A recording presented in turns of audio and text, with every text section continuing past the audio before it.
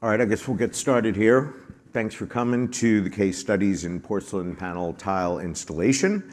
I'm Alex Bachrach, publisher of Architectural Record magazine, and on our panel today we have Steve Clem from TVS, Bart Bediga, who I assume everybody knows from NTCA. You'd be surprised, yeah. And Pasha Starikov from Star, right? Star Tile and Stone. And we're gonna get through a presentation Steve's gonna give, and then Bart and Pasha are gonna talk, and then if we have time, we're gonna hopefully get some questions from you guys.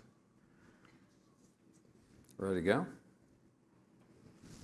So here's the panel list that you just had, so there's our presentation. So I'm going to talk about a variety of projects. First, to tell you about TVS. We're an architecture and interior design practice based in Atlanta with presence in Tampa, and we have some of our Tampa staff here as well. I'm an architect and an interior designer. I've been, May is 45 years with one firm, and so that's unique obviously in the industry, but it's because I enjoy what I do, and I have had the fortune of doing a lot of really great variety of scale of work, and particularly some very large work. And then in the last several years, we really have had a flourish of repositioning and modernizing buildings, particularly from the 80s and some in the 90s and some in the early 2000s, as well as new generation work in substantial scale. And what is very significant here is while we've had a lot of modernization of materials and applications and construction methodology, one of the most significant modern materials that I've had a fortune of working with is the thin-gauged large porcelain tile panels. And they have really are rather transformative and big strokes, big impacts, and affordable. And I wanted to talk about several case studies. In fact, in the last 6 years, we've delivered 8 major projects, and ranging from Miami and Atlanta and Houston and Nashville, and we're out in Arizona right now, and a variety of Charlotte projects. And so they've all been the beneficiary of some of this work. And it's very interesting. We've all seen. We all know natural stone, and in fact, I have been working with natural stone most of my career, and have had the fortune to go to many of the quarries in Italy and in Spain and a few other locations, and understand the nuances of that material. And it's absolutely beautiful, and but it has its own unique complications as well. Not only getting it here and getting it sourced and getting it modularized and dry lay and pattern control, all those things. And so as we have moved into this new technology, and it's comforting actually going through and meeting with all these manufacturers and looking at the evolution, even in the last 3, 4, 5 years, of how this product is actually advancing even greater and offering greater potential. But it is a design revolution, and it also is a product growth that is going to continue for a long time forward. There are several things, though, that I think are very positive about it. I think there is, as you can tell as you walk through this place, there's a huge range of aesthetic opportunities and choices. There's also a range in the quality from one manufacturer to enough. Some of the photorealistic digital printing and the aesthetic management is quite extraordinary. Very large dimensions, very lightweight. What other material can you get a 10-foot slab and overskin, building faces with? It's lightweight, it's high strength, it's high flexural strength, so it really is very appropriate for a lot of applications. It's very extreme flatness, which we don't even get extreme flatness in natural stone many times, because we can get curling that happens depending on what the sun or weather exposure is. The other thing is it's an interior-exterior application. There's limitations to that, but I can take this thing in cold weather and hot weather and high moisture environments without any hesitations. And it's non-absorptive and permanent color. It's a fast installation, and also we're using it in many cases as an overlay. I've got jobs you're going to see here in a minute where I put them directly over a concrete walls, or I put it over existing stone walls, depending on the exposure. And so it really is a quick, affordable change. Some of the limitations, and by the way, this is actually getting better since I actually initiated this presentation. Today, up until recently, about the only choices you had from manufacturers were either a matte finish or a high polish, real high polish finish.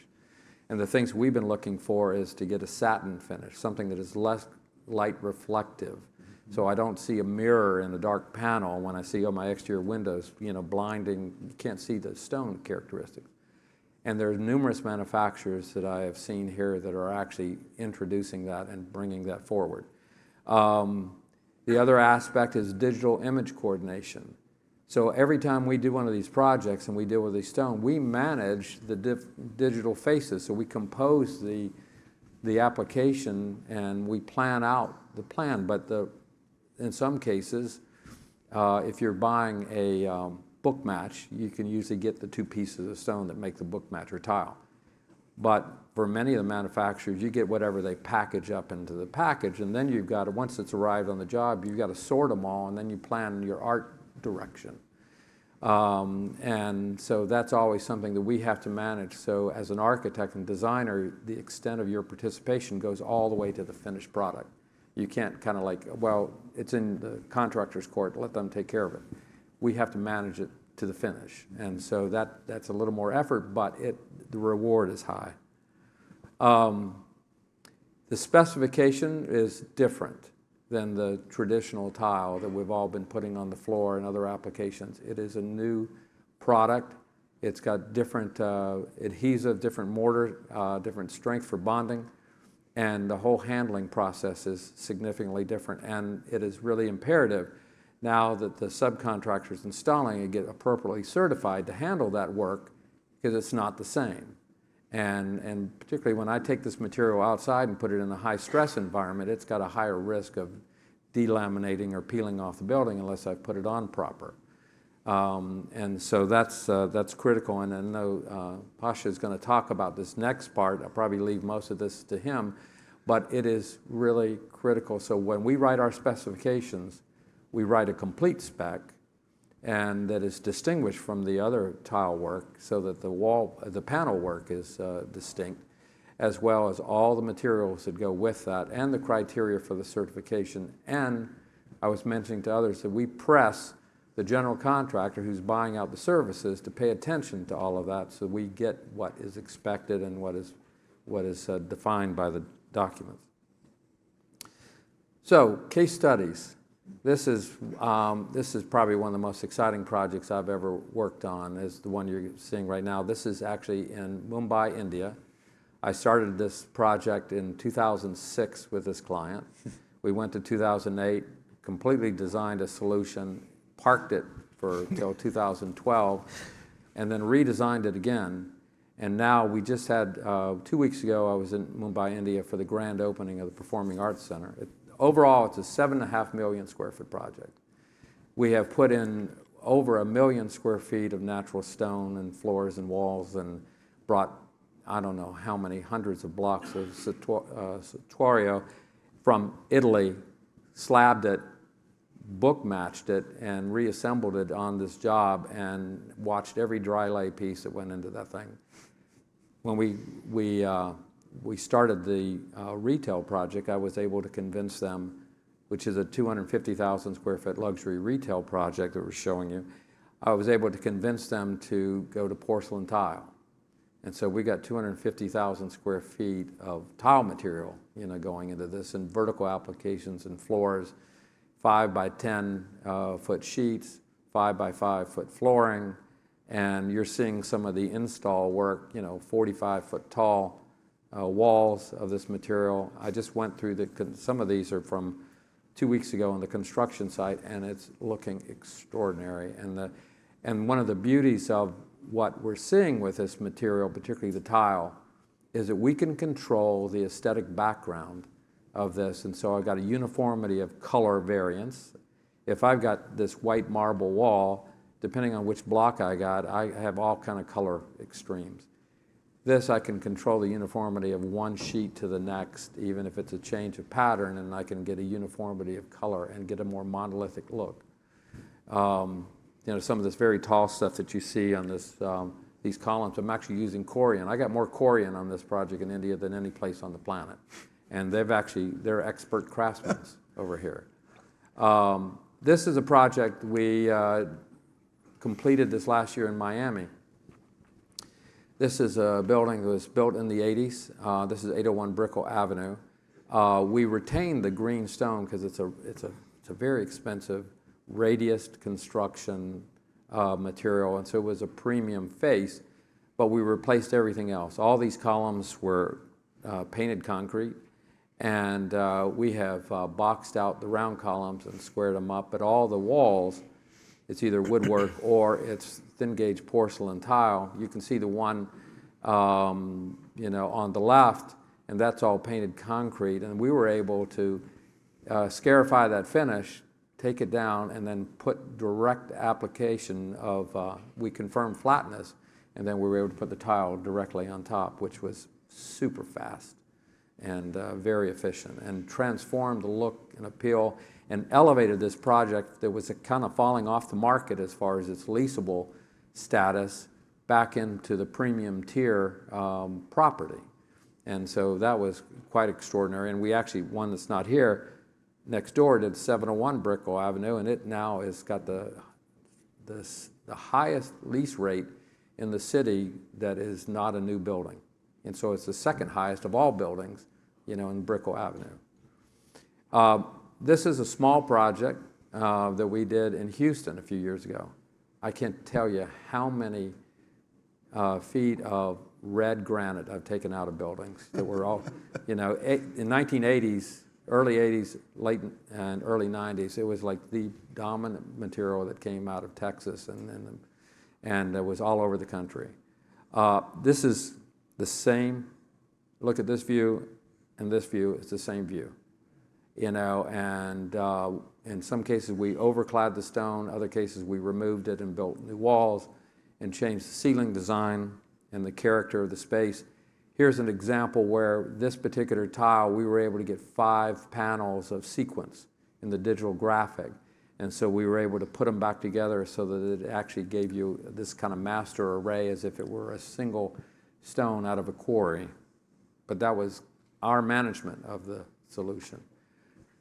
This is a recently completed project. This is actually, interestingly, this is a building that was initially built in 1981, and I was the junior architect on this project at that time. It was the AT&T Long Lines headquarters project for the southern region, and ultimately they moved out. It became Norfolk Southern, and now a client that I'm working with bought it and converted to multi-tenant. We're actually going to relocate our offices there. And you can see here, these are the renderings, and I'm going to show you the real thing here in a second. You can see the tile work in here. This is a concrete structure. We've maintained a lot of the concrete, but it's all new floor. All the walls are thin gauge tile. It looks like Corten steel. And I've had other architects walk up and said, you know, challenge if it's the real thing even. And this is the real photo. So this was rendering. This is the real photo of this material. And then I wanted to share with you a moment what we did to construct this. So, and Perry Kemp, you know, is one of my staff members. She diligently drew all this stuff, and we sized all the panels. We broke it down into smaller modules in the vertical and labeled every tile in there on the configuration that we wanted to. We established these vertical reveals, and we also planned the portion on the left is outside the building, the portion on the right is inside the building. And so we had to modularize our exterior construction so that we could right size it to the panel requirements for exterior application, which have to be a much smaller dimension panel so they don't fly off the building or shear, you know, delaminate. And in this case, we had a precast concrete substructure. These are aluminum tubes that we installed. We created a light gauge subframe with tile backer board. We created reveals for these things to control it, because we managed so that we didn't have to polish all the edges of the material. We could capture that. So it was all very purpose-built as far as the design is concerned. And you can see some of the installation going on here. And this was, I told Bart this previously, this was an interesting case in point where it was an outstanding installer for majority of tile work. And I'm not certain that he was certified doing this work. And we had to stop him after the very first panel when he was spot setting this thing and made him rip it all down. And we came back and did it proper, and the rest of the job was monitored much more sensitively. But it turned out fantastic. And you can see some of the detail of this. And this is the exterior. And these are basically 4-foot by 9-foot panels. And so at 18 feet, we actually put a ledger angle in there to take the load for every 2 sets of panels, so that we didn't take a full stack up 45 feet. And then we also cut every panel in half. We also used Ray-Fix safety clips in this thing as a belt and suspender approach, so that we really retained all of this material to the wall. And it looks fantastic. And then we took it inside, and there's a large volume of tile that's been used on this project. This next project is the current office that we're located in, and it's immediately next door to this one. It was a building that was originally built in 1989, and it's had a subsequent renovation that added a lot of this woodwork to it. And so this was the status. We just finished this project this past year, and as soon as I leave this meeting, we're getting a design award from Italy for the renovation of this project. So it's a big change. This was the rendering. We did a competition design for this thing, and then we did this was in the design development rendering. And so you can see where we opened this grand stair hall that was in the middle, widened this thing up, created this grand stair in transition. We got a garden up on the upper level and a garden on the lower level, so we made this flow through the building. And this is actually the real installation of the material. We used the porcelain tiles, clad the columns, the walls, the entire interior of that space, plus other tile materials. All the woodwork you see on this grand stair, the predominant, this was all wood that had formerly been a tree row that was on the property. That we took that down several years ago, salvaged all the material, reclaimed it, and put it back into the building. And so it kind of gives you a reclamation story of the history of the project. And you can start to see how this thing worked and coordinated that, this acoustical ceiling above. And then you can see all the fine quality of detail that we work with Gordy Tile, our friend Sean Gordy that we talked about. You see the little quirk edge we use throughout that. We have about 2 miles of quirk edge in this project, and we've had them polish every bit of it. And they did a masterful job. And you know, that impacts the cost of work too, but it is a level of detail that is very special, and you can start to see it in every elevator entry jamb. You can see the elevators where we took tile, we actually waterfall wrapped this underneath the soffit and put it in the back of the cab, and then you'll see that we actually have a mirrored ceiling in the cab, so it looks like the stone actually flows all the way through that design. And that's art direction. So that's a design level. And then we created this freestanding element here that is artwork on this side, and it's 4 TVs on the other side. I've got a porcelain tile kind of wrap on the bench out of thin slabs, and then I've done all the major walls in the space. And then a couple more projects, but this is one we did at 333 Commerce in Nashville. Completely transformed. This is, anybody that's from Nashville knows this is a Batman building. And, big ears up on this thing that AT&T had owned. And you can see some of the change that has occurred in this, and again, the use of dramatic materials. We actually overskinned granite walls in this project as well. This wall that's on the left-hand side, that was all red granite, another red granite project. This is a new build. We've just finished this. This is actually rendering. All the white is white marble, but all the dark and the elevator cores all the way through are all gauged porcelain tile and monumental in scale. And then this is a project we did in West Palm Beach. Kind of started one of the first ones that really started the cycle of renovation projects. And it was fantastic transformative change for this project. You can see the big scale. Again, we managed all the tile arrangements in this plan and the drama that we were able to create in that project. And this is the last one, is that this is a building, again, built in the 80s. Look at this heavy heavy stone. It's almost like a light veil. You can't see the full height of the interior of the space. And whatever they did with those columns, it's kind of crazy. But we ripped all this off and changed the whole exterior and used the gauge tile on that. I had to get a variance from Boca Raton because the code hadn't changed yet on the size of the tile. And so I had to calculate the weight of the thin gauge 6mm tile and how big an area would equate to a conventional 10mm tile, and to demonstrate that we could hold this to the building.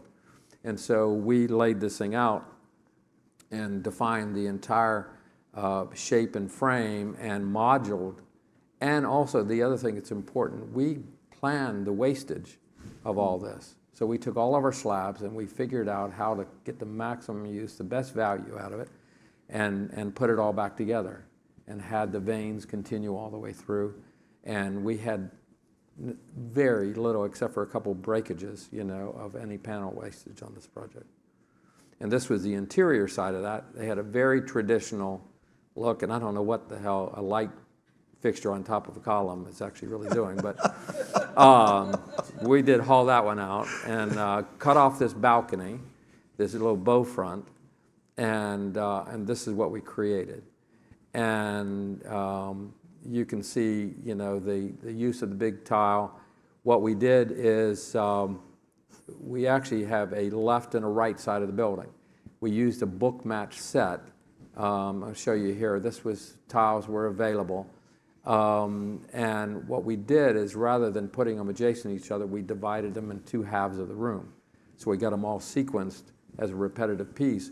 But what we also did is we took them and flipped them on top of each other, the opposite, the B on top of the A, and so that now we could get 15 feet out of it. So we had a continuous vein pattern. Again, this was our art direction. And then laid out the entirety. Perry worked on this one as well, so she's become an expert at, kind of this coordination of work. And this is a lot of dialogue with the manufacturers. And so this is the, final products that you get. And then this is one we have underway, and we've got 2 or 3 other projects that are moving on. And so the success of doing this project and developing these relationships with the manufacturers are really enabling us to be successful in getting more work of comparable quality. Yeah. Does anybody, we've got time for a few questions for Steve right now, or we can keep going. Does anybody have any questions, or we can get back to that later? Thanks. Okay. One comment, at the Tile Council of North America press conference breakfast this morning. Okay, I've been in business a long time. I know you have too. Yeah. I found out that pink is back, okay? So all that American Olean pink blush that got torn out from 40, 50 years ago, that color's back. So if red granite comes back... and so is terracotta tile, as you can see in this show. So. If red granite comes back, we're going to have to go back in and bring red granite in. But anyways, I'm Bart Bediga with the National Tile Contractors Association, Executive Director. I've been with them for about 22 years. NTCA was heavily involved in the development of the standards of gauge porcelain tile panels and slabs, both product we participated in, but primarily on the installation side. We'll talk about that a little bit. I did want to thank Alex. Alex, as a publisher of Architectural Record, NTCA had sponsored a program with them on gauge porcelain tile. We met Steve through that, so I'm kind of sharing a little bit about the power of networking. Through that process, we got Steve to come to Total Solutions Plus, which is a fall management conference, which we highly recommend from the whole tile industry, Tile Council and our organization, and the tile distributors and the union contractors all put on a management conference. And Steve did a talk there, and it was so well received that we decided we wanted to bring it here to Coverings, because Steve's not just one of these architects, that's talking about the design side. He truly gets it, understands the importance of the installation, understands the spec, and really has embraced it. I think you should give him a hand. He's a spokesperson for porcelain tile. I mean, Thank you. truly doing an incredible job. But what happened at TSP, and Steve and I were going back and forth, was I felt we were missing a component of that presentation, which is to actually talk to a skilled craftsperson that is out there doing this work. And so we, NTCA, had met Pasha. I'm going to ask Pasha to introduce himself to you a little bit and tell you about his journey as a tile installer and how he became what I call one of the more expert gauge porcelain tile panel installers out there in the industry. Because I think, how many of you are in installation, by the way, on the install side? And how many of you are already installing porcelain tile panels? Okay, a few, but not all. So I think this will be very good for you to kind of see how Pasha got into it and what that entails. So maybe tell us a little bit about, where'd you learn the trade? And then how did you hear about GPTP and make that decision to get in it? Yeah, well, my name is Pasha, and I moved to the United States from Ukraine. I was born in Kiev, Ukraine, and moved to the United States in 2008. Well, when I was a teenager, I had no idea, I had no plans to be working in the construction industry. I was a professional soccer player who spent many years of my life to play soccer. I played in different countries, Germany, Switzerland, and Ukraine. But in 2008, I ended up moving to the United States. I just shared half an hour ago with my colleagues that I moved on September 15th, 2008, and next week the stock market crashed. So it wasn't because of me, but that was that moment in the United States history where millions of Americans lost their jobs and people lost their homes. And I was basically looking for a new job because I quickly realized that in order for me to provide for my family, I will need a career change because soccer was not very popular in the United States back then, and it was a very difficult moment in my life back then. Luckily, one of my friends was a tile installer at one of the commercial companies in Portland, Oregon, and he recommended me as a entry-level tile apprentice to his boss, and I was hired in May 2009 as an entry-level tile assistant. Residential? Commercial? Commercial. Okay. Having almost zero English skills. One of the first jobs we did, I was asked by one of the installers to go outside and find a water hose. He needed a water hose. And I wasn't sure about the correct pronunciation of that word. So I went outside and I asked the concrete guys who were working next to the building, "Hey guys, do you know where I could find the water horse?" And they looked at me, they said, "What?" And I said, "I need a water horse." And they said, "No, we don't know." So I walked around the building and I came back and I said, "I can't find the water horse." And then he was very politically correct, so he didn't start laughing, but I had a feeling that I said something funny. So first thing I did when I came back home, I checked my vocabulary, and we still laugh with my former colleagues about that situation. So it was very humiliating for me. I had absolutely zero construction skills, and it was a very hard time in my life. So I was not looked at, before people. I was used to be promoted and treated like a professional. I was treated like, like just like a helper. People would tell me, go there, take this, and it was a very hard job. So were you working on your English at the time, and Absolutely, I was doing things on the side to kind of learn more? I was learning English at work. I was learning English after school, after work at ESL, English as a second language classes. But over time, I realized that I basically started loving the tiling trade. I became very passionate about setting the tile. And after working for 6.5 years for 2 different companies, I decided to start my own business in 2016. It was early 2016 because I had that passion. And being a former soccer player, I had that professional mindset that I need to learn. I need to do my job as good as I can. I wasn't satisfied with with the skills and knowledge that I had back then, in my search for standards and best techniques, I found out information about the National Tile Contractors Association in 2017, and that was literally, absolutely like changing point in my tiling career, because I was able to meet like-minded professionals who are committed to following industry standards. I actually learned about industry standards because in the companies where I worked before, they didn't even talk about it. They didn't talk about it. Yeah. I wasn't aware of TCNA handbook, ANSI standards, etc., etc. So it was so exciting for me to see that there are standards and methods and resources and continuing education opportunities. So after I joined NTCA, I became a certified tile installer through the Ceramic Tile Education Foundation by completing the CTI test. And after working, a few years after becoming an NTCA member, I also learned about gauged porcelain panels through the classes that were hosted in our area by tile setting materials manufacturers. And I want to point out that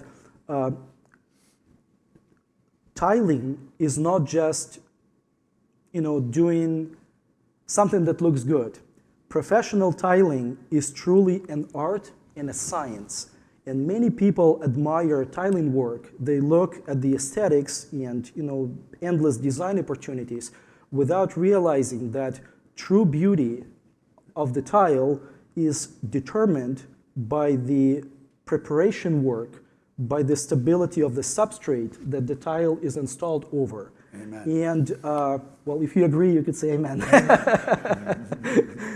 Therefore, when I played soccer, I learned about soccer everything I could. But I'm telling you, even though I loved professional soccer with all of my heart, I thought so, I love tiling even more. Working with tile, natural stone, and large format panels is absolutely an amazing journey that a tile contractor, a tile installer can choose in his life. So after learning about gauged porcelain panels, I, like many installers in the United States, was very afraid that working with this material could bring a lot of trouble because as a contractor, I was mostly doing residential projects in bathrooms that were mostly built in, or very often built in 1970s, 50s, 90s, and they were not originally designed for these super format panels. Mm-hmm. But through research and continuing education, I quickly realized that most porcelain and similar large format panels are absolutely applicable for almost any application in residential homes. Following different fabrication techniques, you can install such panels with additional seams that are almost invisible after the installation in most modern or old bathrooms.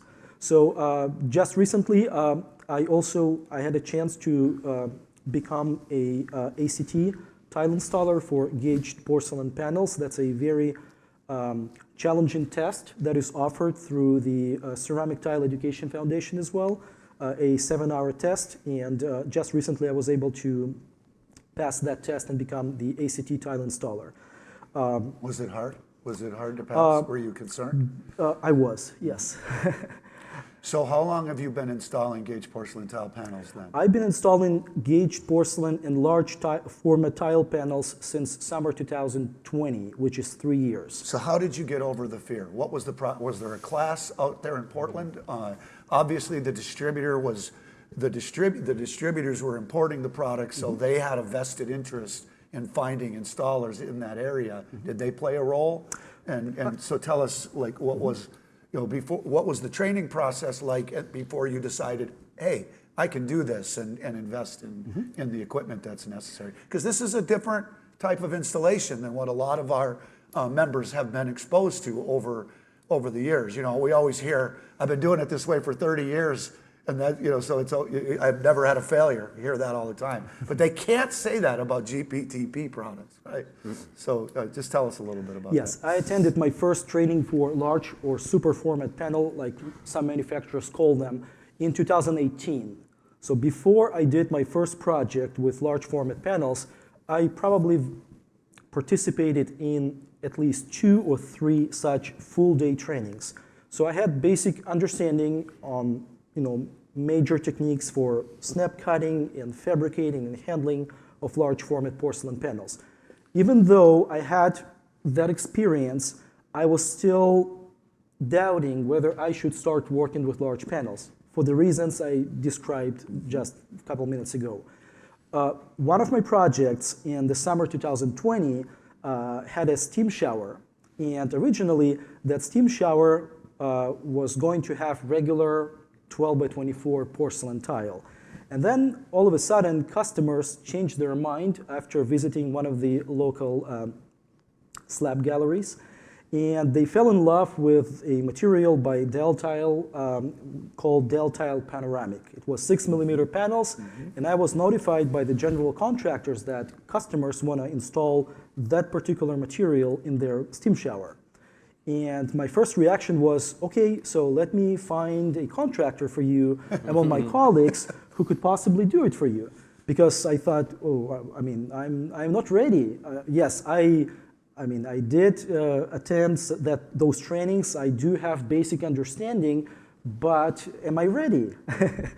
So I started reaching out to some of my colleagues, and then I just started realizing that, you know what? It could be your chance. They don't know any more than you do, probably. Maybe even they do know more than I.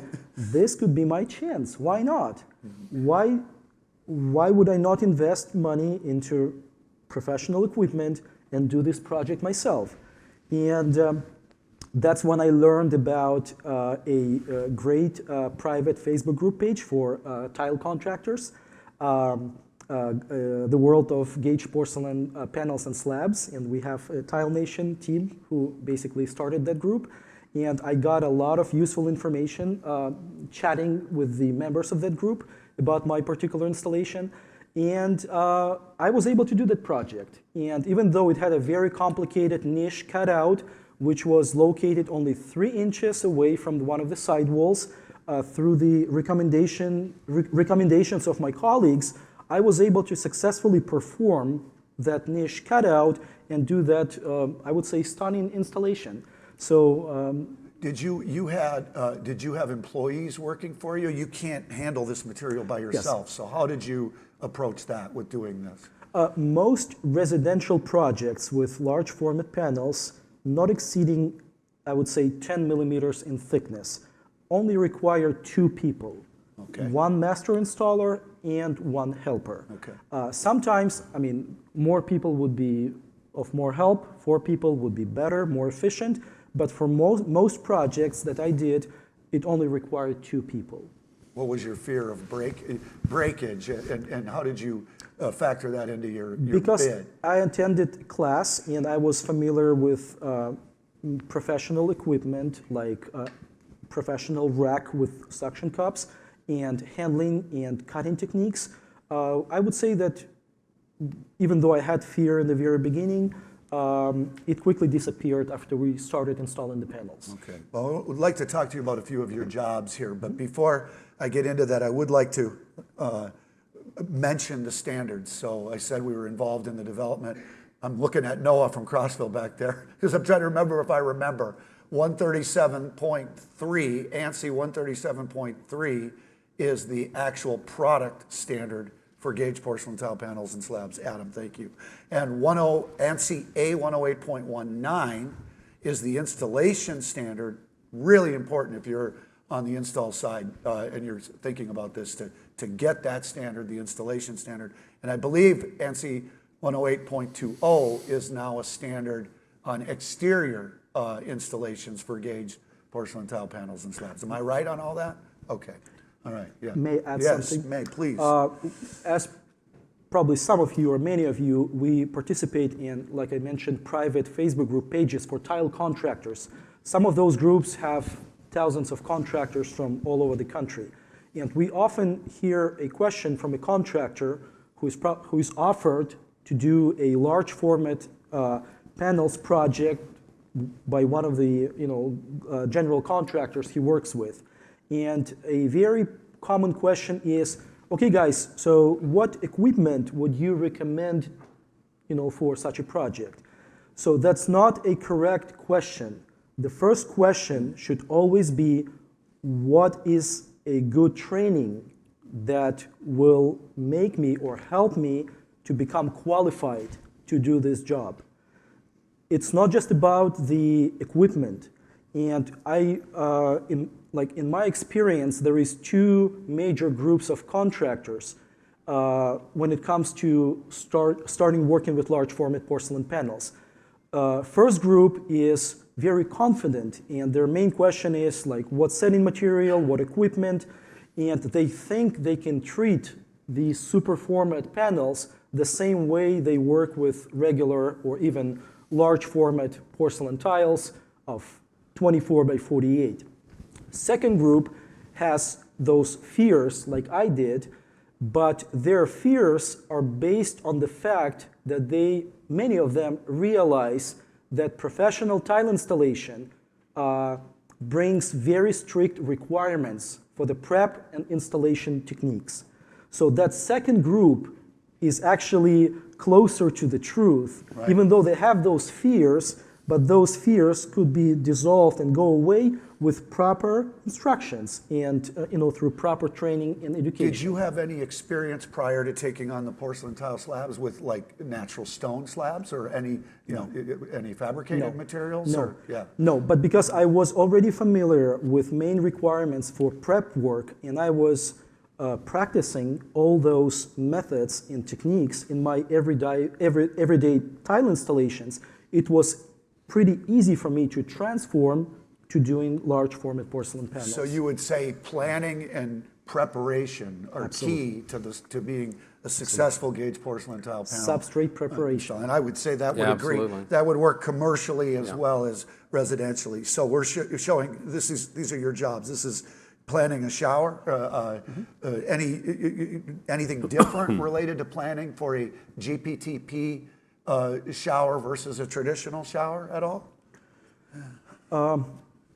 Well, if you are a professional installer or you are familiar with TCNA guidelines for the professional installation of ceramic tile, natural stone, and glass mosaic tiles, or you're familiar with strict requirements for the flatness of the substrate that the tile will be installed over. Such flatness cannot exceed 1/8 of an inch variation within 10 feet, we could say 8 feet when it comes to residential bathrooms with 8-foot ceilings, or not exceeding 1/16 of an inch in 24 inches. So that substrate has to be very solid and very flat. And there are basic techniques that you can learn, how to bring substrates to, such flatness. So I'm curious, when you took your first job or when you got, how did you go about pricing that and planning, for waste? any concern with breakage, and then pricing? Was it time and materials? How did you provide an estimate? Because when we first got into this, one of the problems we ran into with the manufacturers is they felt that the labor prices were just ridiculous, right? Well, that's because tile contractors were terrified. You know, they didn't have any experience doing it. Until you do the jobs 3, 4, 5 times and your crews kind of get their groove and are doing it, of course there's going to be fear. And so traditionally you would, or you know, it just makes sense that you would price it high to cover yourself. So I'm just curious how you went about doing that. And has that changed now that you've gotten further into it? Yes. Well, when it just started, I was so excited about the opportunity doing panels that I offered my clients that I will not increase the installation price. I don't advise that, by the way. I don't advise I didn't say advise it. It was I'm just honestly, you know. But what you're really saying is that absorbed the learning curve. what you're telling your client is that you're investing in this, that you're invested in this process. I need to add though, as a so it was back in Portland, Oregon, where I lived for a very long time before moving to the South. I was already an established tile contractor, and my installation prices weren't low. I was doing that perfect substrate preparation for any tile work.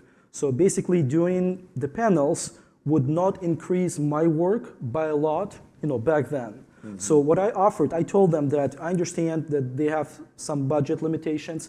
I told them that I was willing to help them out by doing the panels. I calculated the amount of days that the job would take me, and I figured out that basically it'll be about the same time, because the size of the material will allow me to do the job quicker.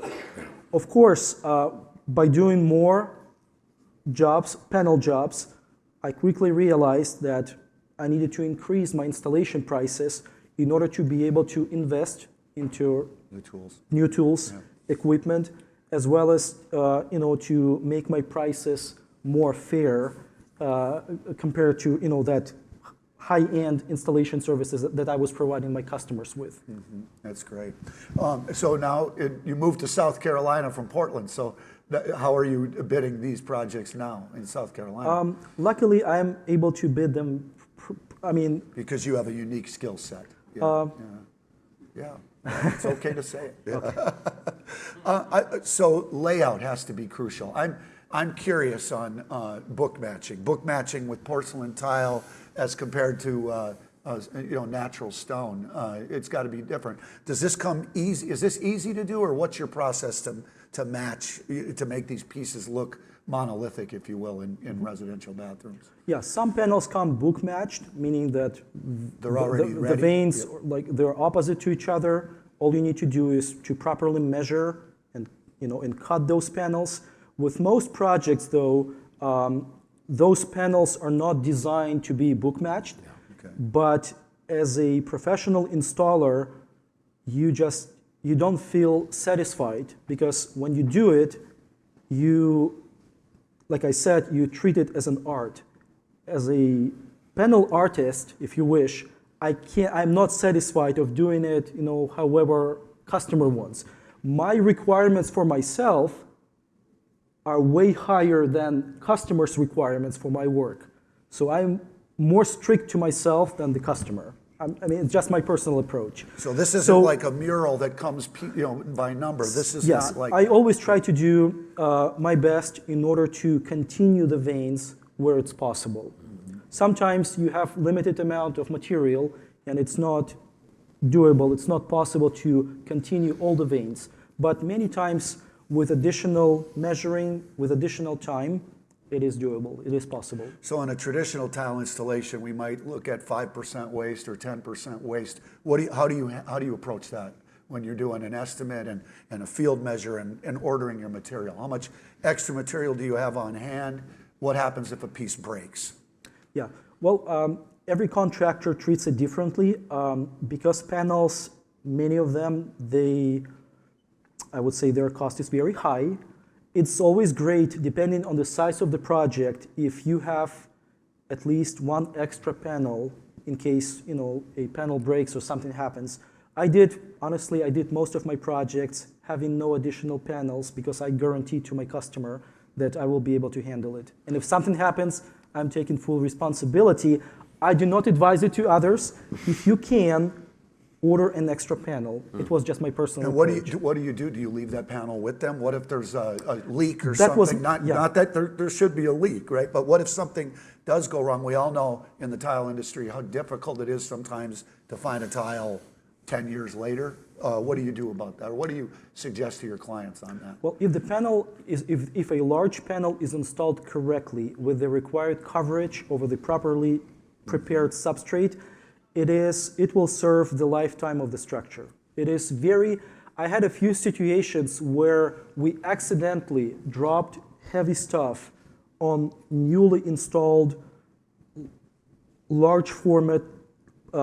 They were not, I never, it's an additional, I mean, it's a different subject, but in residential construction over wood subfloors, we never install full-size slabs because of the deflection. Yeah. So deflection that occurs in most residential homes will not tolerate that size. It could cause cracking.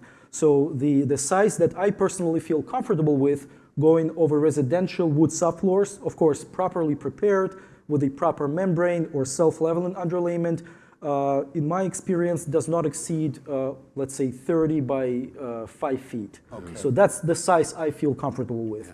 Even though in some cases you could do something bigger, but never 5 by 10. Just how I treat it. What about compromising? What I'm saying is, Yeah, is multiple times there were cases where heavy objects were accidentally dropped on those newly installed tiles. And when it happened, my heart stopped because I was expecting that tile to crack or break. But those tiles were installed correctly with full coverage, Yeah, excellent. monolithic coverage. There was not a single damage or even a chip to those tiles. How about, and I think we do have a couple pictures of you getting coverage, but what about concerns with compromising waterproofing when you're applying like niches or I think that's like a grab bar or things like that. Obviously you're waterproofing your shower. You just how do you No, you have to have the proper holes- tools to yeah. use a hole saw? Of course, yeah. Okay. Holes for grab bars are normally very small and they're sealed with a proper product. And because it's a vertical interior application, water exposure is limited to basically And zero. how do you deal with like edges and like changes in plane like that? Is that Yeah, it's just a mitered. cut? Yeah. It's a mitered edge. It was actually my personal bathroom in Portland, Oregon, that I did for my wife. And when we were selling the house, that bathroom was the deciding point for the buyers. When they saw the bathroom, they said, "We want to buy the house." Those are just standard mitered edges, and you can learn how to do those mitered edges at advanced type trainings like Tile Nation does and some others. That's great. And then that's similar. Like you built a niche right in. Yeah. By the way, in the trend this morning, color trends, dark is back, and this is a beautiful gauge porcelain tile project. One little technical detail about that bathroom. It was actually a tub surround, and if we were able to zoom in a little bit, we would notice that there is a seam that runs vertically along the right, to me, side of the recessed niche. The reason I needed to provide that seam is because we were not able to bring in full-size panel through the tight corridor in that particular bathroom, before that bathroom. So before doing the project, I measured everything and I explained to my customers as well, I showed them the pictures, how the end product will look, and I explained them that I needed to provide that seam that will be barely visible after I finish the project. So that back wall of the tub surround is consisted of 2 pieces, basically one panel cut in half vertically, and as you can tell, I mean, it still looks pretty amazing, even though we have that seam. And then do you caulk how do you handle the 2 ways. inside walls? Yeah, it could be even finished with grout, epoxy, or color corresponding silicone sealant. Okay. I prefer using 100% silicone sealant to provide additional ability for movement. Okay. We do the same on our You do the projects. same? Yep. Yeah, that's great. Here's a good example of you showing proper coverage. Is there any tricks to this? You're back buttering. Any trick? Do you use the trial and error method on the wall? Do you key in the mortar on the wall? Or just tell me a little bit about how you handle getting 100% or as close to 100% coverage. By the way, in a shower, in any shower application, you have to get the ANSI standard is 95% coverage. So how do you get 95% coverage with pieces of this size? Well, proper traveling techniques are described in detail in the ANSI standard for gauge porcelain panels, as well as in any certification training for such material. Normally, large format panels are installed with a double troweling technique, meaning that you comb the mortar in directional lines on the back of the panel as well as on the substrate. And they have to be parallel to each other. You cannot do cross. Okay. You have to be parallel. Excellent, excellent. And there's maybe let's talk about that. What's the total ballpark or what investment in tools? How would you recommend somebody going in this? Do they buy everything at once? Do they rent some tools from somebody? Can they buy in small increments and then add to their arsenal? Talk about tools and the investment in purchases, because we've done a lot of training around the country, as have other groups, and the manufacturers have done training. And what we learn is that sometimes these are very valuable training programs because some people just make the decision to not do this, that they don't feel comfortable that this is where they want to go, which is fine. We want people to make good decisions if this is the angle, the area of business that you want to have as part of your arsenal. But what is the investment in tools? Well, there is always best case scenarios and worst case, or not as good case scenarios. So there are different ways how you can do it. Of course, it is great when you're able to attend a training or an event where you could literally see different equipment from different manufacturers, where the information is pretty unbiased and you can make your own educated decision what materials and what budget fits you the best.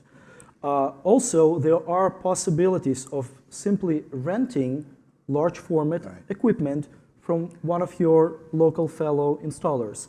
And when I was doing my first project in that steam shower, I was able to rent it from one of my colleagues. He gave me his rack, and we needed to, basically I rented the snap cutter and the rack.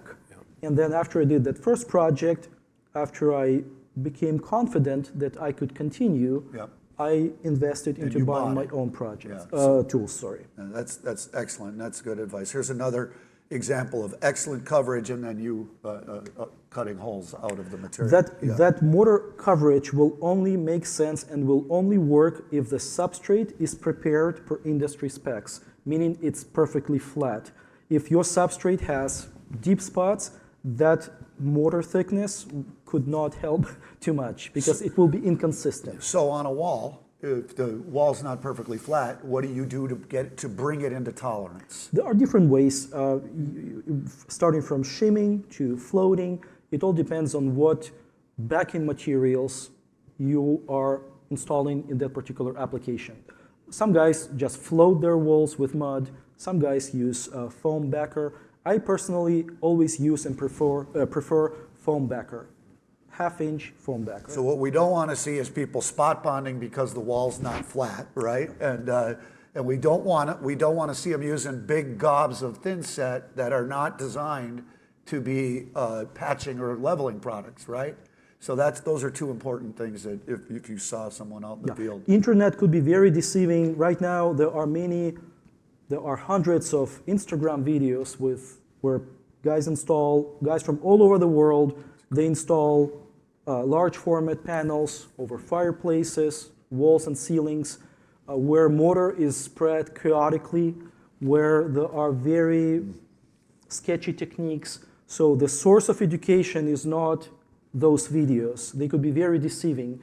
It's approved standards and methods, as well as recognized by industry professionals trainings and educational seminars. Yeah, one of the cool things you saw with Steve from TVS was he was not only showing his projects, he was actually listing the tile contractor that did the work. And Steve could tell he could tell you that they weren't looking low bid guys. They were looking for companies that had a proven track record of success that they could partner with, that had sent their crews through the proper training and certification channels. So these are just some examples of some of your jobs. Really cool work that you've done with benches and niches. And, yeah. I want to also add that I consider myself a skilled installer, but I do not possess a superior talent. That's truth. It's not just about being a Superman. With proper education, many installers could do the same and even better. That's a great point. It's true. Yeah, that's a great point. That's a corner mitered edge, beautiful work. And I would like to, there's a shower seat, nothing different with that. It's pretty cool. The way It's a prefabricated corner diamond-shaped seat that you just, fabricate the panel over. Okay. So much easier than you think. And there it is from a larger view.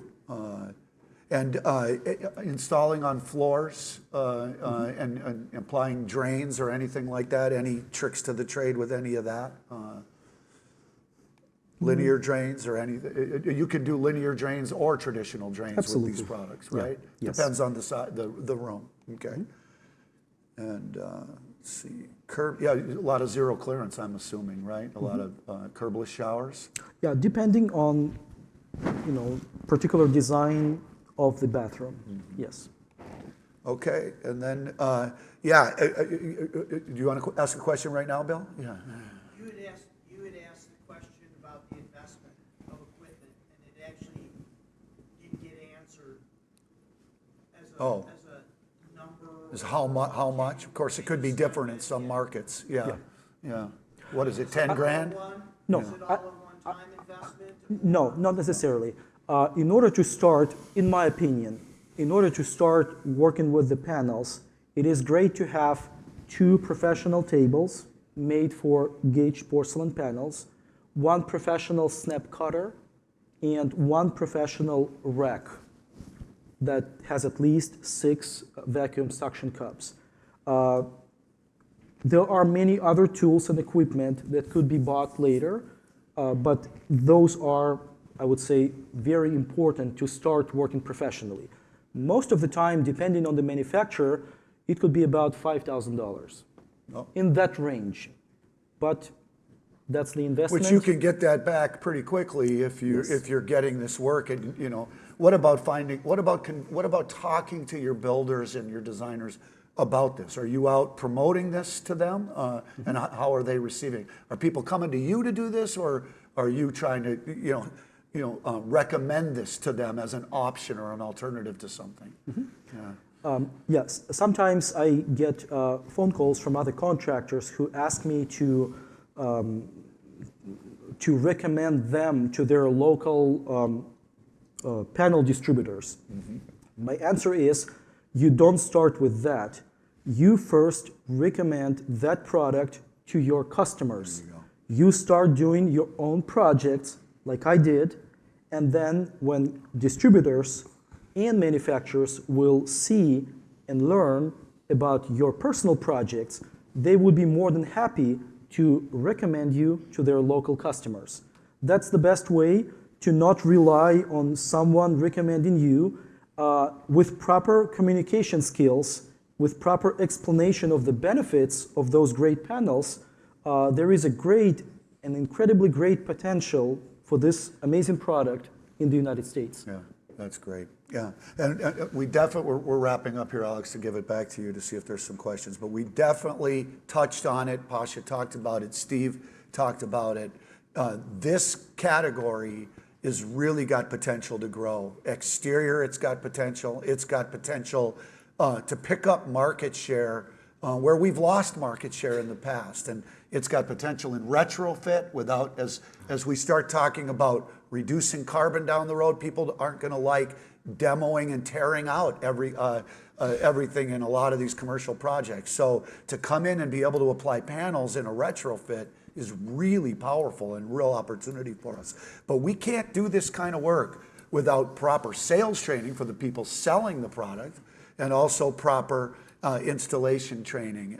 This is a category that needs training, and we have a group like Tile Nation that does some excellent training around the country in the Midwest, and they're working with manufacturer training, and TCA is also partnering all around the country with manufacturer training. And this is so important. You may need to invest in it. It may be free. It doesn't matter. But partner with your local distributors as well, because once they are starving for installers that go through this training that they can feel confident in to refer you or recommend you, and they'll sell more tile. This category will grow if the installation community embraces this technology. The category has been held back, in my opinion, just my opinion, but it's been held back because there was so much fear in the beginning and a learning curve. And I think we've overcome that fear, and I think we're poised through the manufacturers that have a vested interest and through the groups that are out there training. I think we're poised to be able to handle that. And then I highly recommend, no matter where you get it, no matter where you get the training, the Ceramic Tile Education Foundation is organizing now to really be able to hold an advanced certification test for this category for engaged porcelain tile panels and slabs. And I would recommend that you also get certified in the substrate preparation and large format tile preparation. And if you have those certifications, I mean, you don't have to have them to get hired, but if you have them, people will know. Pasha it passed the ACT test for engaged porcelain tile panels and slabs. Eventually, Steve's going to look at that and say, hey, does your company have the ACT certification? Do you have crews that have passed that? Because that would mean a lot to someone like Steve, to know that they actually have people that have passed that test. Well, the other point I was going to make is that it's important that general contractors are fully aware of all that, because they're the guys that are buying the services, particularly for the commercial work that we're doing. And so if they've got a young, buyout guy involved in that thing, and he's just looking at price, he's not going to qualify the competency, for the work. Yeah, that's great. That's actually Pasha when he passed is that when you passed the test right there? Or is that, or when you went through training? That's not you taking the test. I didn't know I passed. I was laughing, hoping that I would pass. Oh, I think you passed. If you didn't pass, I screwed up. They didn't tell me. I better find out. I think you passed. I think, well, no, I already. We better go find out. No, I did pass. I mean, when the picture was taken, I had no idea. Oh, you didn't know? Okay. I was laughing. He did not know that he had passed, but he knows that he did pass now. I think so just so you know, Pasha has 4 kids, and he believes so much in this that he flew in, last night or this morning? This morning. He flew in this morning and has to leave tonight. Tonight. So give him a hand for coming in to share with you. Thank you. Alex, back to you. Yeah. So do we have any questions that you guys would like to ask? Or comments. Questions or comments? Yes, ma'am. Yeah.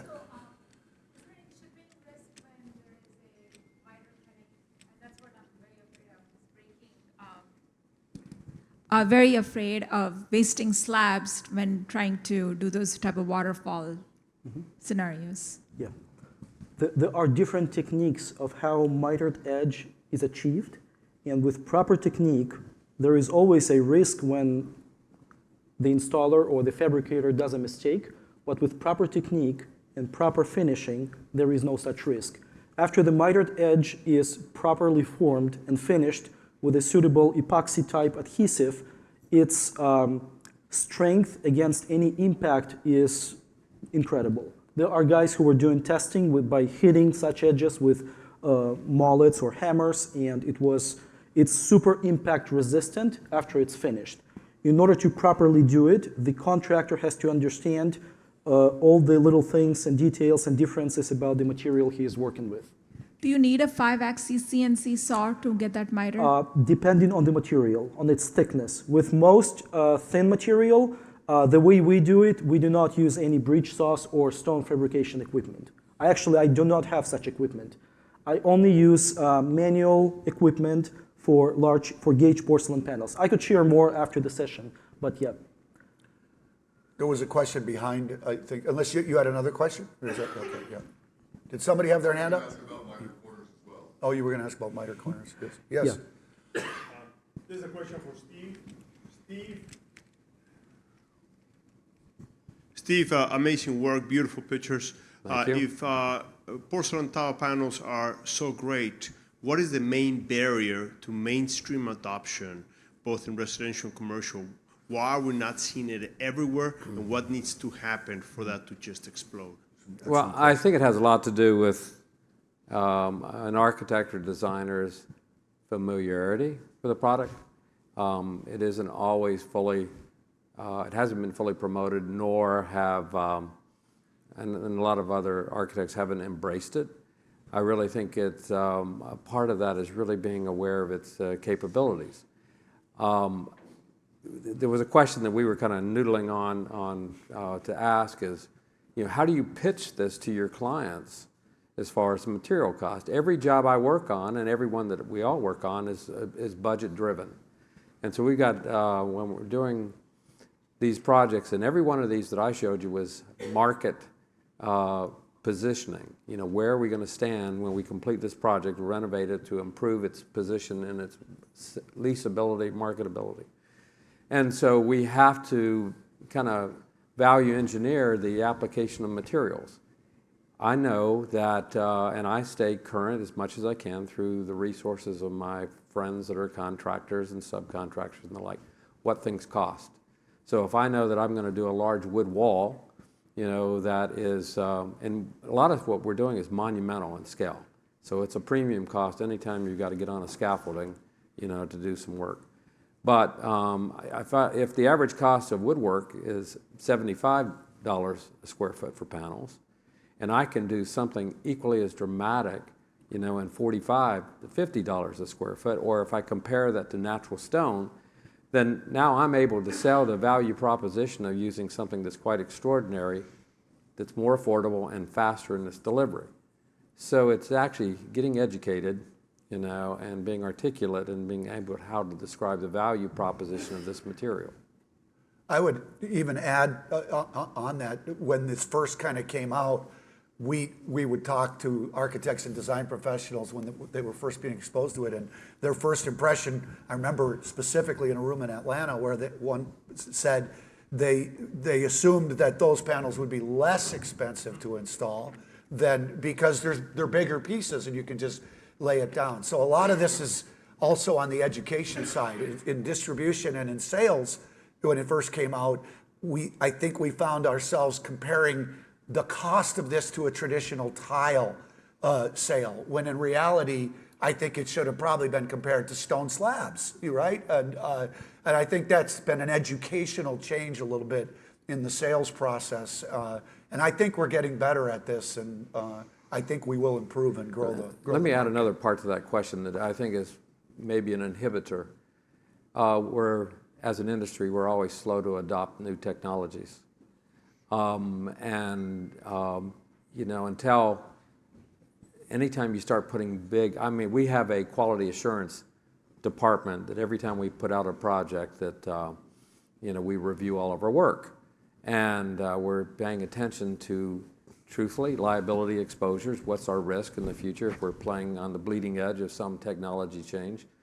And so it's really imperative as a design architect, a specifying architect, or interior designer that we are as current as the industry allows us to be educated on this. And so there were early concerns about taking big 5-foot by 10-foot sheets and hanging them on the face of a building. Are they going to fall off? Because the sheer strength of this thing, if the substrate isn't prepared, we get a temperature change, a freeze-thaw exposure. The panel's fine, but the substrate falls apart. So there's a conservatism that lives, when you go big sizes. So you saw what we described on doing exterior, where the industry's already given you some dimensional limitations, but we're always extra cautious, to eliminate a liability exposure, by how we detail and design.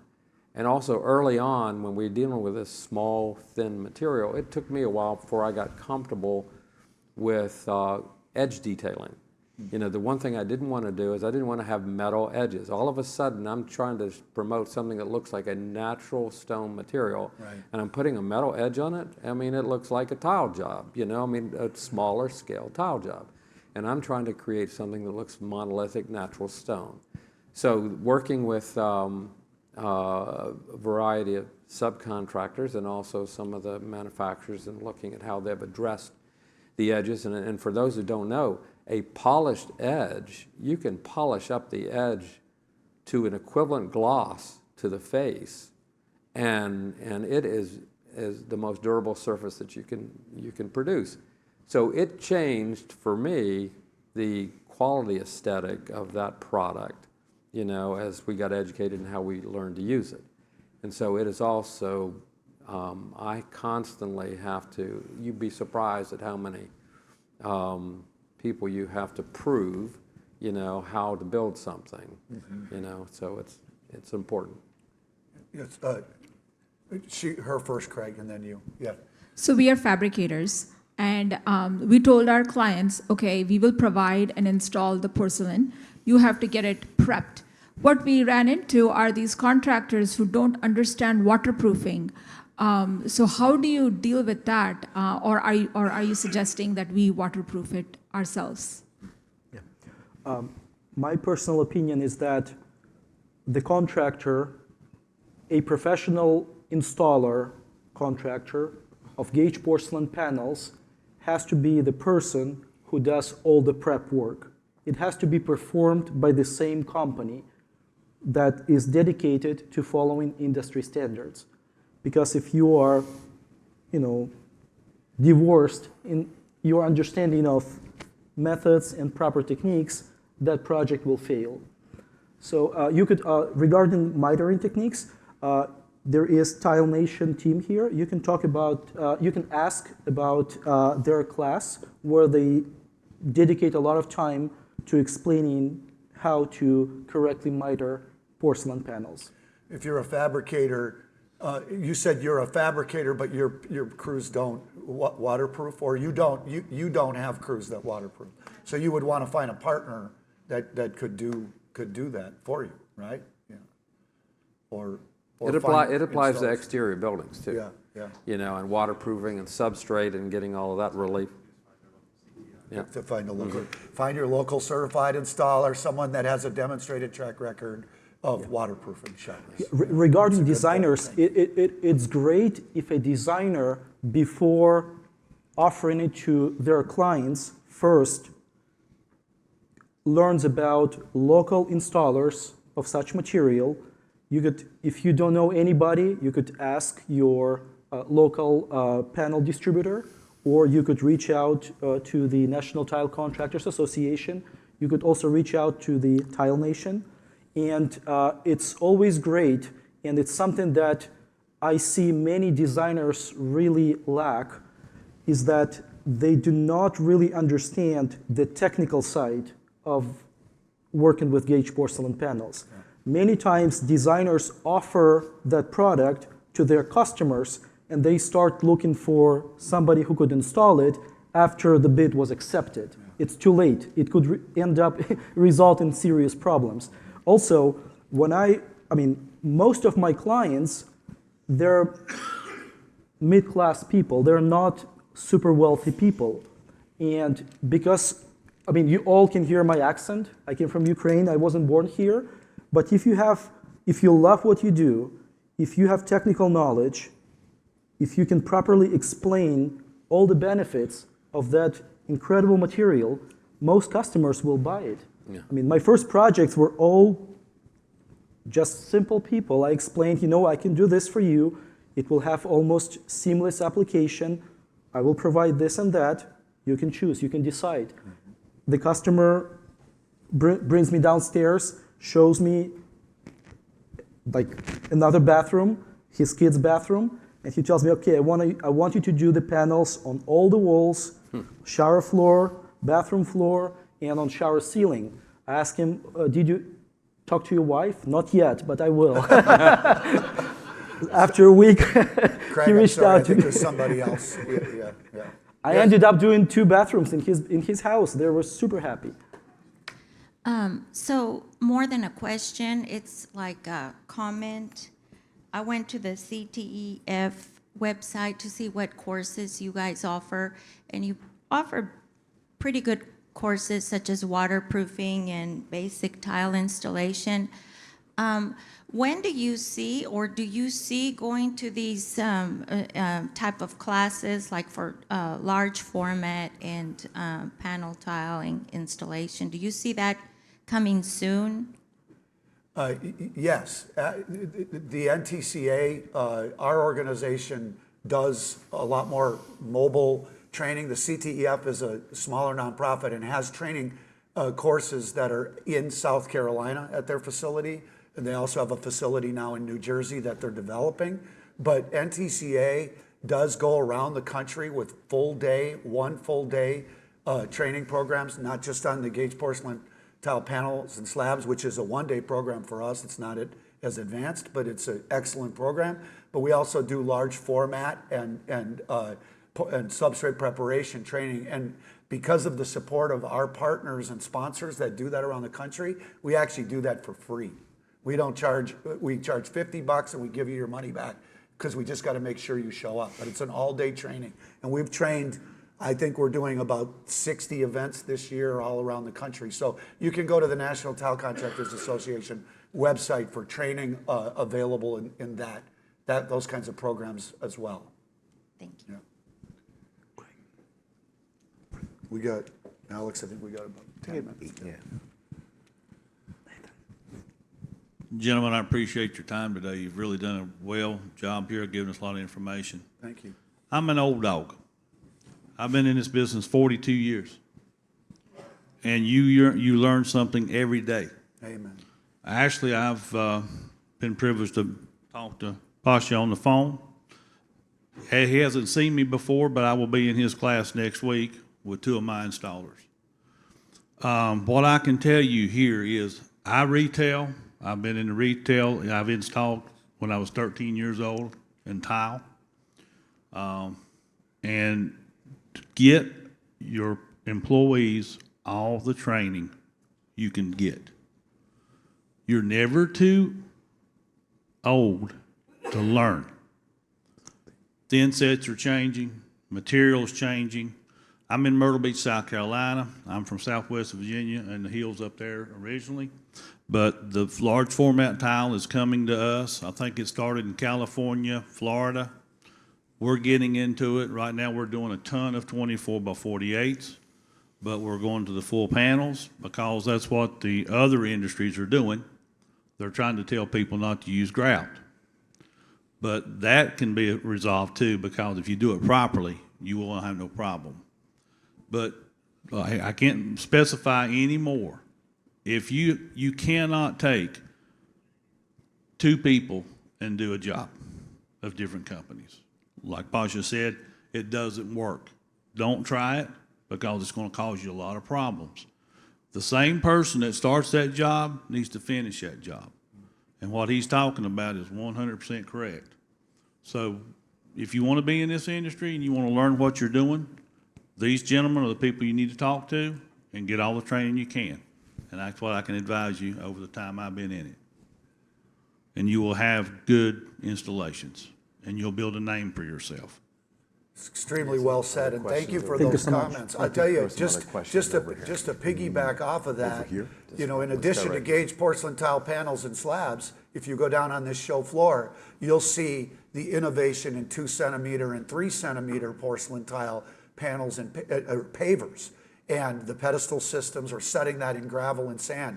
I'm telling you guys, that's a unique opportunity that you should all embrace. But again, it's going to be a learning curve and getting trained on how to set that and do that properly so that you don't put yourselves in trouble. But if you don't embrace that kind of technology, we're starting to move in the world of moving into other trades. In other words, if you don't embrace that, the landscape people will, and they'll learn it, and they'll have a whole market that we didn't take advantage of.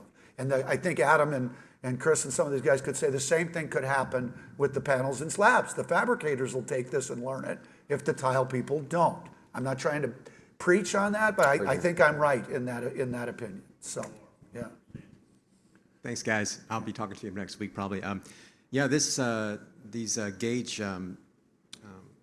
large format gauge panels, I'm seeing them being used to create kind of that monolithic effect, in countertops and cabinets, trying to generate what looks like a solid monolithic cabinet or countertop. And I wonder if there's anything in the new specs that would help to kind of calibrate or to sort of calibrate the expectations of owners into how that is supposed to be essentially executed and how, what the effect of it is. So, sometimes these cabinets and countertops are like right there where you're running your hand down, right at a point of sale or something where there's going to be customers and stuff, and so that kind of puts them at ground zero for what that miter would look like, even if there's no accessories, no Schluter, there's no hardware there. It's just that's just artwork there, what they've done there to make 2 or 3 surfaces miter to create that effect. And also, I'm kind of curious what the effect of the natural characteristics of the porcelain is in making that effective. So that's kind of Let me offer one quick address on that. There is, and you can go around and tour a few different manufacturers, but there's a change in action right now, even with these manufacturers. Up until now, it's been, there's many that are producing 15 millimeter material. They're still doing miter edges and conditions for that to get a larger drop. But there's also a couple manufacturers that are now producing through body color porcelain with matrix pattern. It's how they're distributing all the powders, and assembling the entire thing so that you can produce a 3/4 inch slab without having any add-on edge condition. And you still get your printed face on the top, your veining patterns, everything, but it's solid through and through. And so that's a game changer for a lot of slab tops that haven't been available today, that you've been relying on quartz. There's at least a couple manufacturers that are doing it that I've toured out in the group today. But other than that, we're having to do that drop miter edge or folded edge on that. And again, it's coming back to the expertise. The quality of the cut and the assembly really distinguishes and also cutting these things so it looks like a natural drop, and so we're making building corners, so we're wrapping a material almost like you're doing a countertop. We're wrapping corners so it looks like it's a solid, block. So. I think that's probably it. I think there's a manufacturer that's now using 3D printing to manufacture slabs. Have you seen that? Not yet. It's pretty amazing that somebody's doing that. And that's through body. Wow. And that's through body. Okay, I think that's One more quick question? last. Sure. Yeah.